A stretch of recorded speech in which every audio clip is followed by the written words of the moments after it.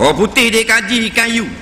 Ikan yu ni masa mana marah? Air sejuk, air suam, ke air sedang-sedang, ke air panas, masa mana dia tidur? Siapa dia boleh turun kat ikan yu sama dalam air, boleh pegang kepala ikan yu dengan sebab kajian. Nak, tu kata kita nak kaji Tuhan. Nak, mu yakin sudah dah wujudan. Biar aku nak kaji kok, biar. Tak baik, tak boleh, tak dang. Biar nak kaji kok. Lah cakap seorang atas di beda. Tak. Erekpsi je, kaki ikat tali rupiah. Tekak bawa piring estero, bodoh dada. Nak gila babi je. Apa? Degil. Orang alim kata jangan kaji Tuhan. Tak dah. Kepala otak kita cek. Nak kaji benda ya, Khaliq, pencipta kita, tak boleh. Maka malaikat Israfil kita yakin sampai masa tiup sangkakala. Dah bila ni nak tiup?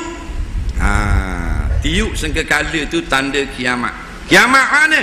Kiamat besar. Kiamat dua, kiamatul sughra, kiamatul kubra. Kiamat kecil, kiamat besar. Kiamat besar hancur langit dan bumi. Kiamat kecil mati. Tok kita mati lagi. Mati dah, maka dia sudah lalu kiamat kecil. Al-mautu kiamah, faman mata faqad qamat kiamatuhu aw kama qala. Mati itu kiamat. Siapa yang mati, berdiri kiamat baginya. Kitab-kitab ulama berkenaan dengan hari kiamat bermula dengan mati dulu. Dia tak bermula dengan coh langit, mula dengan mati dulu. Siapa mati, dia sudah berpindah ke alam barzah. Alam barzah adalah muqaddimah pada alam akhirat.